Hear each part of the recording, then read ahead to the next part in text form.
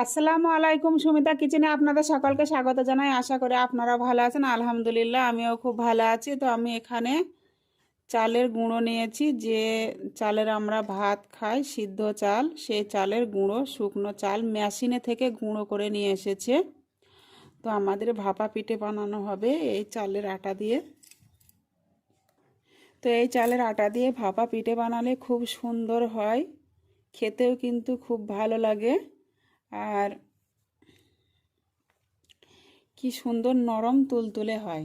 তো চলুন কিভাবে এই সিদ্ধ চালের ভাপা পিঠে বানাই, তো আপনাদের সেটা আমি দেখিয়ে দিচ্ছি। তো প্লিজ ভিডিওটাই স্কিপ না করে পুরো ভিডিওটাই দেখতে থাকুন, আশা করি ভালো লাগবে আপনাদের। তো আমি এখানে একটা পাত্র নিয়ে নিয়েছি, এখানে আমি আটা নিয়ে নেব।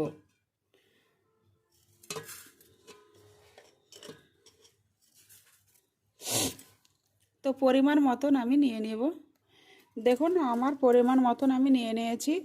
যেহেতু এই পিঠে তো ঘরে বেশি দিন থোয়া যায় না, ঘরে কেন 1 ঘন্টা 1.5 ঘন্টার বেশি থাকে না, তো খুবই দড়ো হয়ে যায় সঙ্গে সঙ্গে। তো সেই জন্য যতগুলো প্রয়োজন ঠিক আমি ততগুলোই নিয়েছি। তো এখানে আমি লবণ দিয়ে দেব। আর দেখুন আমার ছোট্ট ঘড়াতে জল নিয়ে নিয়েছি, জল দিয়ে দেব। তো এভাবে জল দিয়ে কিছুক্ষণ মেখে রেখে দিতে হবে, যেহেতু এটা শুকনো আটা। দেখুন আমি কীরকমভাবে আটাটা মেখে রেখে দিচ্ছি। কিছুক্ষণ পরে দেখা যাবে যে আটাতে কোনো জলই নাই, ভিজা ভাবটাই নাই।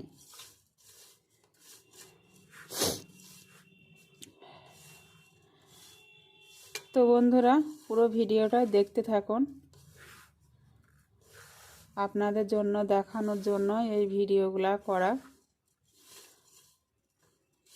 তো আপনারা যদি ভিডিওগুলো দেখেন তো আমাদের ভালো লাগবে,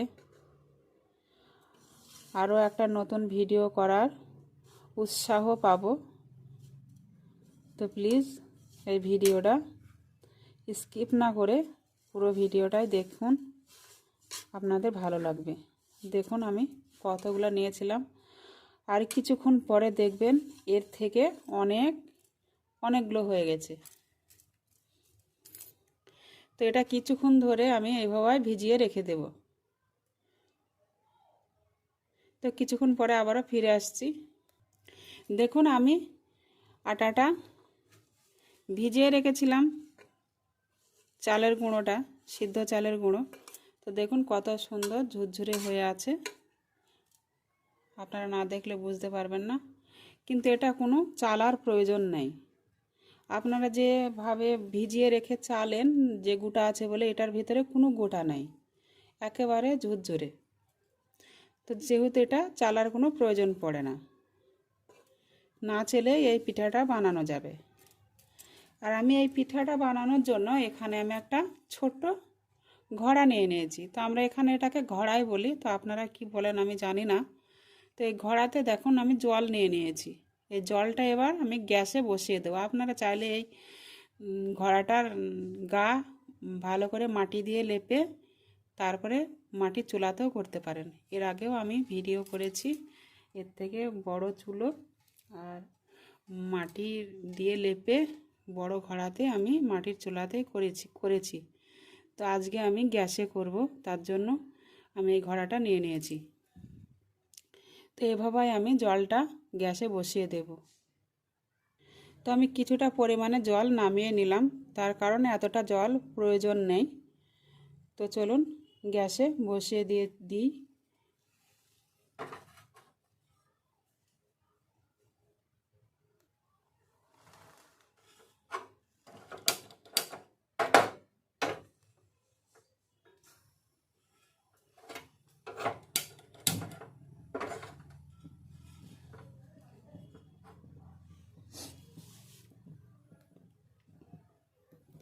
তো দেখুন আমি গ্যাসে বসিয়ে দিয়েছি।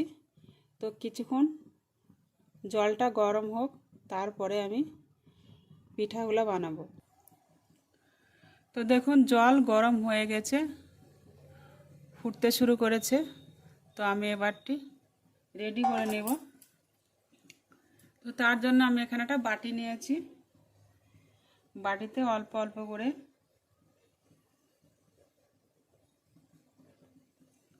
ভাপা পিঠের ময়দাটা যেটা মেখে রেখেছিলাম সেটা দিয়ে দেব।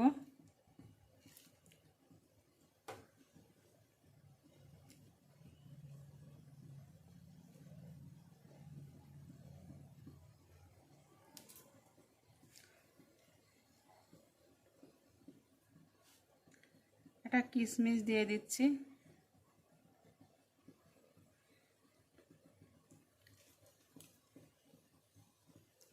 তো পিঠে বানানোর জন্য আমি এখানে একটা সাদা কাপড় নিয়ে নিয়েছি।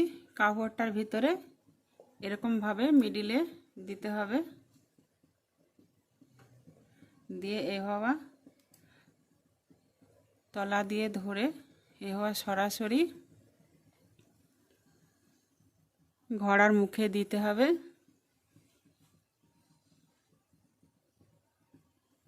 দিয়ে বাবা বাটিটা উঠিয়ে নিতে হবে।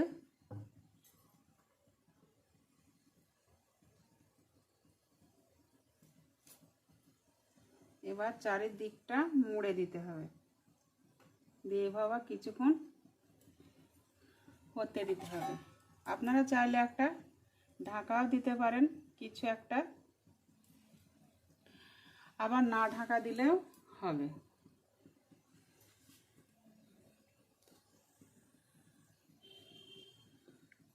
তো এই বাটিতে আমি আরও একটা রেডি করে নেব।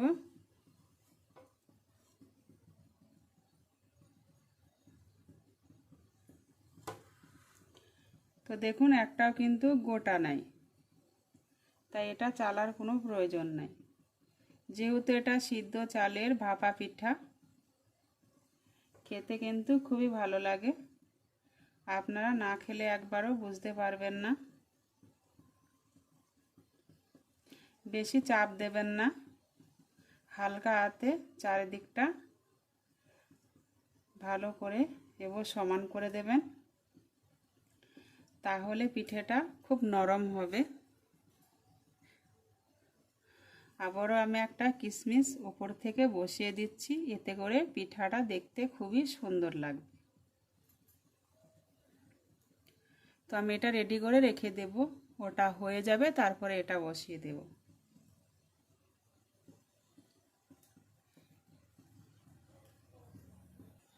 তো দেখুন আমার মনে হচ্ছে হয়ে গেছে, তো আমি এবার তুলে নিব।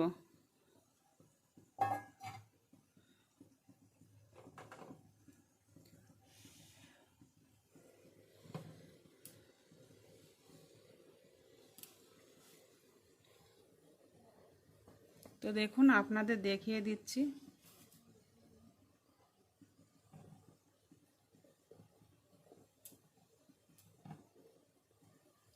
কত সুন্দর হয়েছে দেখুন পিঠাটা। তো আমি এটা রেখে দিব, দিয়ে আরও একটা যেটা বানিয়ে রেখেছিলাম সেটাও ভাপিয়ে নেব। তো সেই একইভাবে কাপড়ে মুড়ে আমি ঘড়ার মুখে বসিয়ে দেব।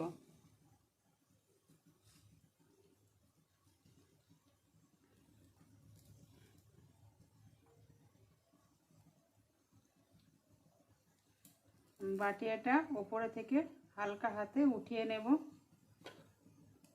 দিয়ে আবারও সেই একইভাবে আমি চারিদিকটা মুড়িয়ে ওপরে রেখে দেব,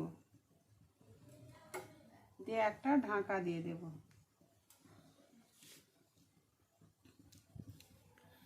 তো আবারও আমি ওই একইভাবে বানিয়ে নেব। তো এভাবে বানাতে হয় ভাপা পিঠে।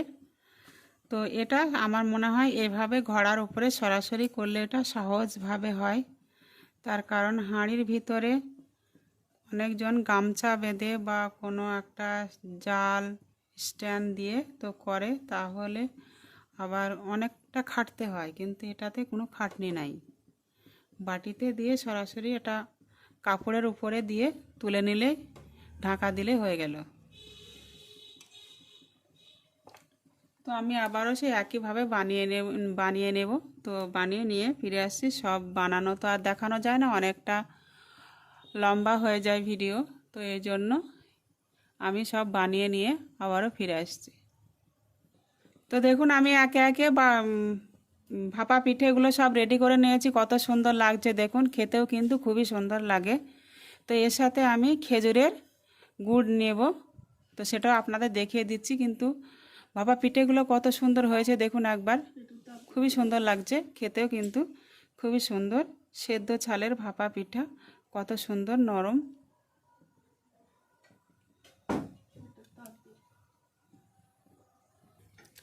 তো দেখুন আপনারা খেজুরের গুড়ের সঙ্গে খেতে ভালোবাসেন না চিনির সাথে খেতে ভালোবাসেন, কিন্তু আমাদের খুবই ভালো লাগে। তো দেখুন কত সুন্দর হয়েছে পিঠেগুলো।